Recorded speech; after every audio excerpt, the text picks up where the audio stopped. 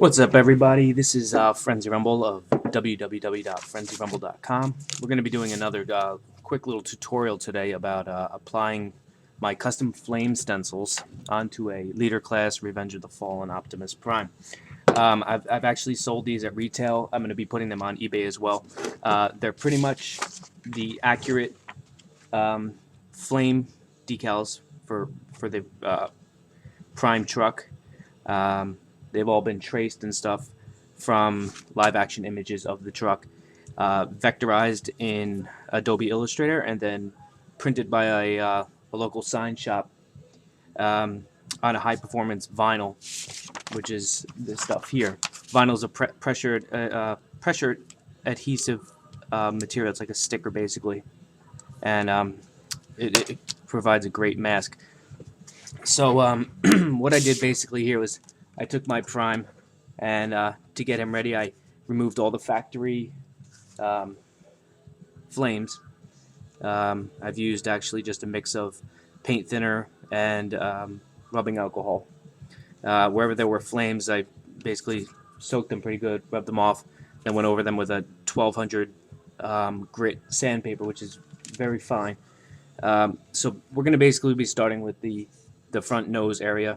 That was prepped and sanded clean, and then I went over it with some House of Colors paints, which are these. It's a lacquer enamel hybrid, one of the best paints around. This isn't the actual color I used, but just give you an idea what they look like. They're actually discontinued now, but you can find them on eBay. I custom mixed the color of the red and the yellow here. It's a metallic red with a little bit of a pearl finish to it. Then the yellow is just a custom yellow mix, and I did the gradient fill. This Prime here is going to be a non-transforming version, so a little bit of it is sealed up. This is for a customer who already owns one of my custom Leader Class Primes, and he just wanted the truck mode to go side by side on his display. So now that I have this all prepped up, this is smooth. It's actually been dried for a couple days. I'll put this aside for now. And then I got my stencil set here, which would pretty much look like this. Might be on a different color. And I've actually labeled each section of the flame stencil so that I know where everything goes. And I've actually what's called weeded out, which is I've removed the actual flame from the pattern here. Just give you an idea of that. This here is one that hasn't been weeded yet, and I use a sharp knife and I basically pull off the part that I'll be painting in. So that actually comes out, if you can see, and it peels out, and then it creates my stencil. So we're going to start with something a little easy now. We're going to do the hood, which I have marked out right here. And in order to keep it so that it's flush with the front grille, I trim off this section right here.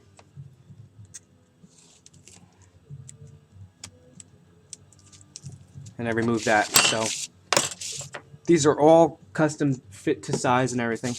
So this hood's going to go right here, this hood piece. So I'm going to cut this off the stencil sheet like so. And then what I use, it's called a, basically in the sign industry, it's called a transfer tape, but what I'm going to use is just a regular low-tack masking tape. It's 2-inch tape, works pretty well. Cut off a piece about the size of my stencil. And then what I'm going to do to lower the tack of it is I'm actually going to put it on my pant leg a couple times, pull it off. That actually makes it a little less tacky, which you want. Next I'm going to cover the stencil with this tape, and I want to keep the edge of the paper or the edge of the tape up to the edge of my stencil. I'm going to press lightly, so I have this with the transfer tape on it. Then take the backer and pull the backer off the side, pull it straight back like this so that the flames remain on the tape. Then I have my stencil ready to go, and I kind of eyeball it up and just basically position it so it's perfectly centered right on the hood. And basically I'm trying to make sure it's perfectly centered which it's not. All right, there we go. Once where you got it, you know, you kind of lightly rub it down. And what you want to do is pull the, now you're going to pull the tape straight back. And this will leave the stencil on the custom. So you'll see here, that's pretty much exactly what you want. You want to make sure the stencil stays exactly in place. Your tape comes off. Once it's on, you use your finger, press it down good, make sure it's nice and tight. Any wrinkles or air that gets through this is going to create a problem. So once that's on there, you're going to lightly tape off any other parts of the figure so that when I'm spraying this stencil, I'm only spraying the exposed part of my flames. So, got that masked off. This doesn't really matter too much, but I'm going to cover it anyway. That's going to get chromed out later on. And that there. So basically, only thing exposed right now is the flame. So when I spray this now, I'm just going to get the flames. Let me grab some blue.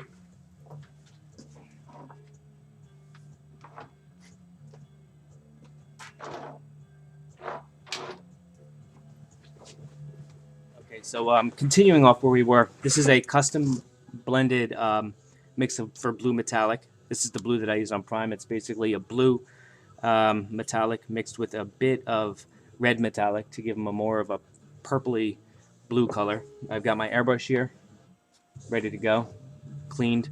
I got my surface that I'm going to be spraying all prepped up. These flame stencils are nice and tight.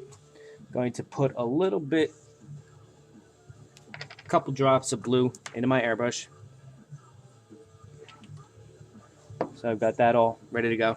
Then I'm going to just check my airbrush flow here. Make sure everything's going good. And that's pretty much it. And then I'm going to lightly mist the first layer.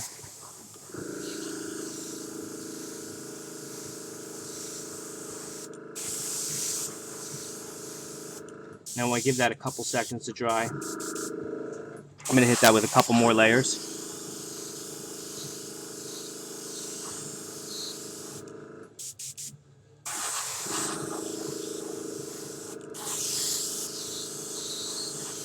Until it's really solid and good. And then beautiful thing about, whoa, sorry about that.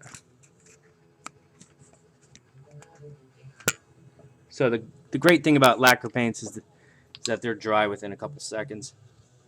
So what we're going to do here is we're going to remove the mask. So we remove the excess pieces first. Those should come right off. Toss those aside.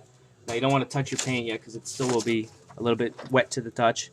Then you're going to find an area of your stencil that you could get with the X-Acto knife. And careful of not damaging the paint.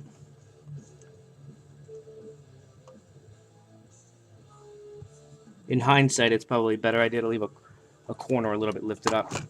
So then you're going to slowly pull this off.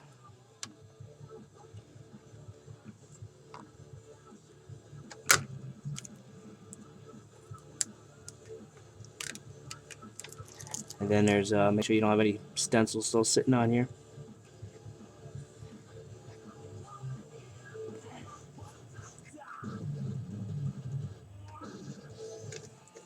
Also remembering not to touch your fresh paint. Then there you have it. It's pretty much ready to go. Stenciled, painted. Next I'm going to pinstripe these, but I probably won't put that on a tutorial. And then basically for the rest of the set, you know, each piece I have here designated for a certain part of Prime. He's got the flames that are going to go over here. He's got flames that are going to go on his front fenders, flames on his roof, on the sleeper cab sides, the doors, and the rear fenders. And that's pretty much it. Thanks.